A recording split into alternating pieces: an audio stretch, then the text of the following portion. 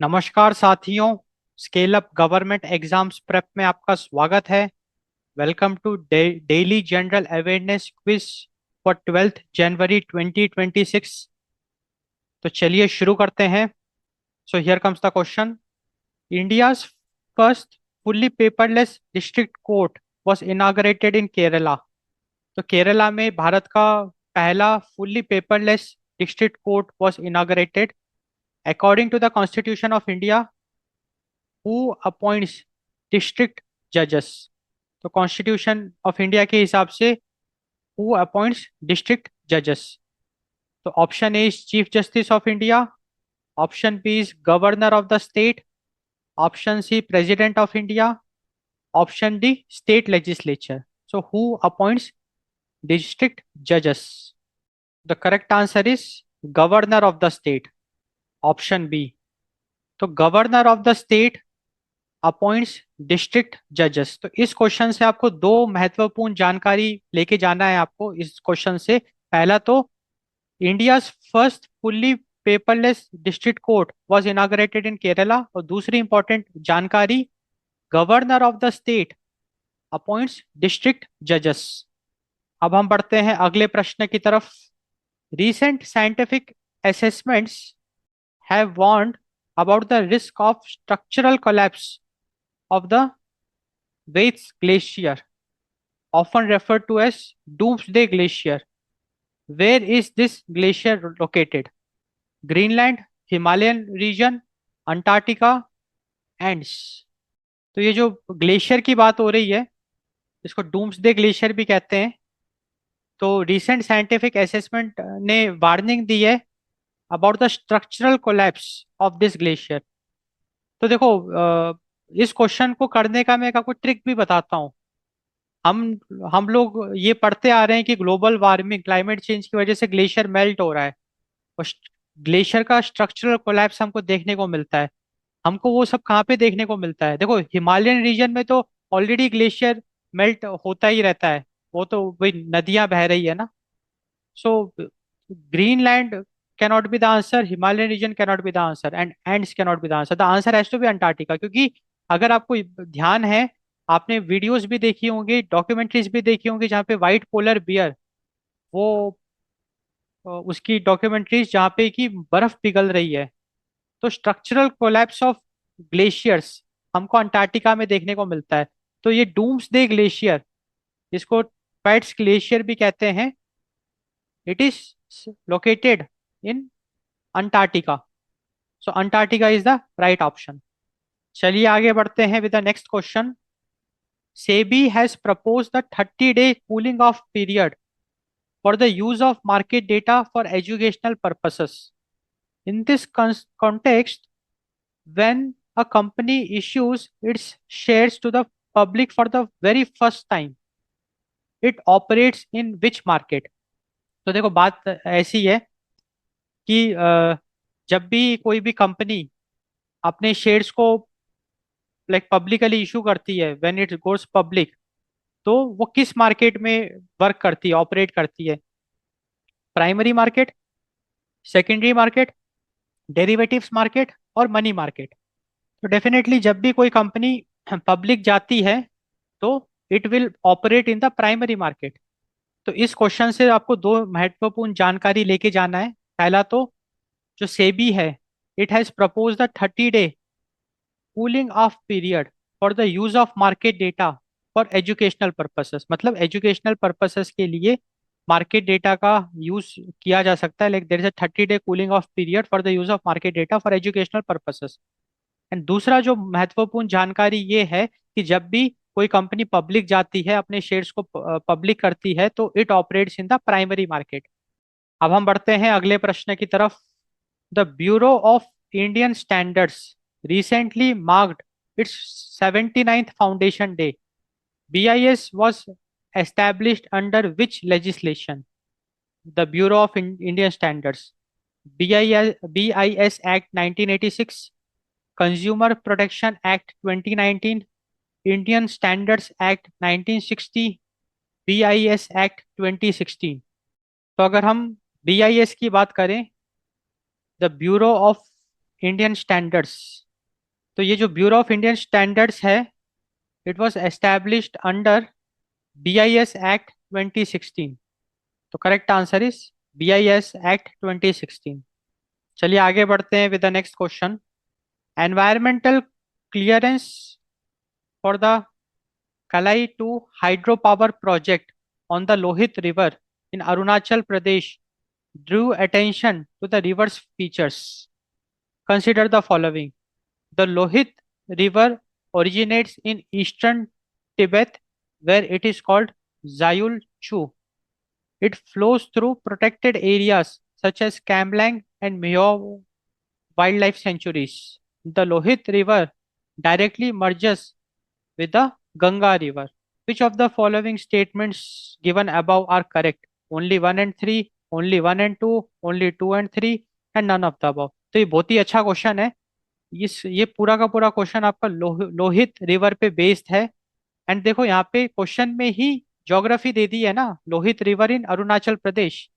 तो बेसिकली एक बहुत इम्पोर्टेंट एक हाइड्रो पावर प्रोजेक्ट है, कलाई 2 hydro power project. It recently got like environmental clearance. So this hydro power project, कलाई 2 hydro power project, it's located on Lohit river in Arunachal Pradesh and it due special attention. And with that regards हमको तीन statements given है और हमको बताना है कि इसमें से आइडेंटिफाई करना है कौन से स्टेटमेंट्स करेक्ट हैं कौन से गलत हैं। तब हम बहुत इजीली ऑप्शंस को मैच कर पाएंगे। तो दैट इज द क्वेश्चन। तो अगर हम ऑप्शन लाइक अगर हम फर्स्ट स्टेटमेंट देखें, the Lohit river originates in eastern Tibet where it is called Zayul Chu. That's correct actually. The origins of Lohit river is eastern Tibet and वहाँ पे इस river को जायुल चू के नाम से जाना जाता है। It flows through protected areas such as Kamlang and Mehao wildlife sanctuaries. This is a correct statement. Lohit river directly merges with the Ganga river, it's wrong. क्योंकि यहाँ पे देखो अरुणाचल प्रदेश की बात हो रही है ना, तो गंगा के साथ भाई मिलन तो ये तो बिल्कुल समझ में आ रहा है। देखो ऑप्शन 3 तो आप कॉमन सेंस से ही एलिमिनेट कर सकते हो। लेट अस सपोज आपको इस क्वेश्चन के बारे में कुछ भी नहीं पता है, बट थोड़ा अगर आप कॉमन सेंस लगाओगे, अरुणाचल प्रदेश यहाँ पे गिवन है और यहाँ पे गंगा रिवर गिवन है कि Lohit river directly merges with, तो आप इसको तो एलिमिनेट कर सकते हो। तो जहां जहां भी ऑप्शन 3 आ रहा है उसको आप एलिमिनेट कर सकते हो। तो ये आपका ऑप्शन एलिमिनेट हो गया, ये एलिमिनेट हो गया। अब या तो नन ऑफ द अबव होगा या ओनली 1 एंड 2 होगा। अब ऐसे प्रश्न में सारे स्टेटमेंट गलत हो इसकी प्रोबेबिलिटी बहुत ही कम होती है, वेरी रेयर।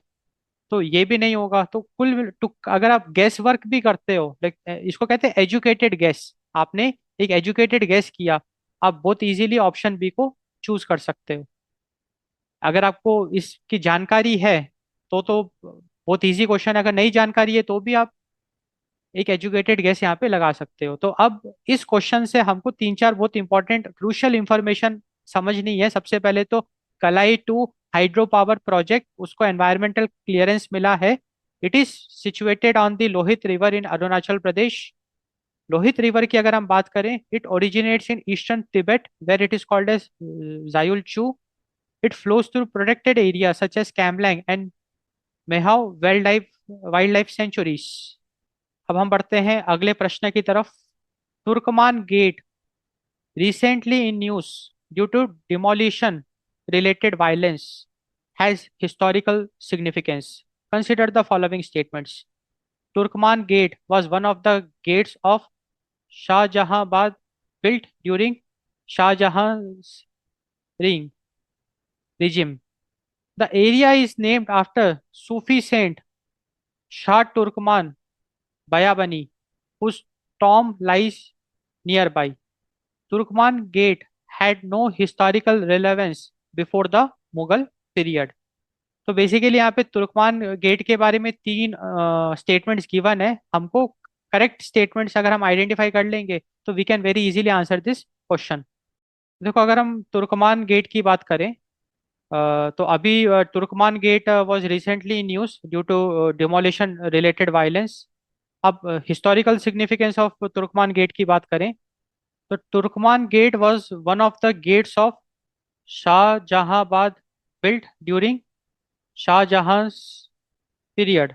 तो ये एक सही स्टेटमेंट है। The area is named after Sufi saint Shah Turkman Bayabani whose tomb lies nearby। ये भी एकदम सही स्टेटमेंट है। Turkman Gate had no historical relevance before the Mughal period. This is wrong, क्योंकि जब आप तुर्कमान गेट को स्टडी करोगे you will find that it has historical relevance before even before the Mughal period. So which of the following statements are correct? तो देखो, one and two are correct. So only one and two are correct. So option B is the right answer. अब हम बढ़ते हैं अगले प्रश्न की तरफ। With reference to the avian influenza H5N1, consider the following statements. The virus mainly infects birds but has also been reported in some mammals. Human to human transmission of H5N1 is common worldwide. Climate change and altered migratory routes may influence its spread. तो avian influenza के बारे में तीन statements given है। हमको identify करना है which statements are like correct and wrong. तो देखो, अगर हम फर्स्ट स्टेटमेंट की बात करें, the virus mainly infects birds but has also been reported in some mammals, that is correct. देखो बेसिकली ना, इसमें मैं आपको एक ट्रिक बताता हूँ। यूजुअली ये देखा गया है कि ये जो भी इन्फ्लुएंजा हो गए, या फिर ये जो वायरसेस हो गए, ये बर्ड्स को अगर इन्फेक्ट करते हैं तो कुछ मैमल्स को भी जरूर इन्फेक्ट करते हैं। लाइक अगर हम सार्स कॉव टू वायरस की बात करें, that is responsible for Covid 19, उसका ओरिजिन कहा गया कि वो बैट से आया, बट उसने बर्ड्स को भी थोड़ा इन्फेक्ट किया एंड मैमल्स को भी किया और उसने तो ह्यूमंस को भी किया। तो इन जनरल आप एक ये, अगर like if you are not sure, आप ये एक एजम्पशन लेके चलो कि अगर वायरस बर्ड को इन्फेक्ट कर रहा है तो it can also infect some mammals. तो with common sense you can say that option one has to be correct. If option one, तो हम एक एजुकेटेड गेस यहाँ पे लगा सकते हैं। Human to human transmission of H5N1 is common world wide. अब देखो, इसमें अगर आप कॉमन सेंस लगाओगे ना, तो ये तो बिल्कुल गलत है, क्योंकि अगर ऐसा होता तो ये एवियन इन्फ्लुएंजा अभी न्यूज में होता। लोग इस इससे अगर भाई, अगर ह्यूमन टू ह्यूमन ट्रांसमिशन अगर ये एक्टिव होता तो ये वायरस कितनी तेजी से फैलता, लोग बीमार पड़ जाते। तो it is not common, it is rare. क्योंकि अगर कॉमन होता तो बिल्कुल ये खबर होती ना, ये डेली न्यूज होती। जैसे SARS CoV two was common, SARS CoV two की अगर हम उस वायरस की बात करें तो वहां पे human to human transmission was very common and it led to pandemic. But avian influenza में ये common keyword is wrong, it is suspicious. तो बिल्कुल कॉमन सेंस आप लगा के पता लगा सकते हो, like you can say that okay option two is wrong. Climate change and altered migratory routes may influence it spread. देखो यहाँ पे आप कॉमन सेंस लगाओ, ये जो इन्फ्लुएंजा है इट मेनली इन्फेक्ट्स बर्ड्स। अब क्लाइमेट चेंज की वजह से एंड क्या हो गया है, क्लाइमेट चेंज की वजह से बर्ड्स का जो माइग्रेशन रूट है वो बदल गया है एंड जिसकी वजह से उसका स्प्रेड पैटर्न भी तो बदलेगा, क्योंकि बर्ड्स ही तो ये इन्फ्लुएंजा कैरी कर रही है। अब बर्ड्स जिस रूट से वो जाएंगी उसी रूट से तो वो स्प्रेड होगा वायरस। तो ये बिल्कुल सही स्टेटमेंट है, climate change and altered migratory routes may influence it spread. तो इसका आंसर होना चाहिए वन एंड थ्री। तो this is the correct answer, only one and three. अब हम बढ़ते हैं अगले प्रश्न की तरफ of daily general awareness quiz 12 January 2026। The union government allocated nearly 38,000 crore as fertilizer subsidy for the rabi season.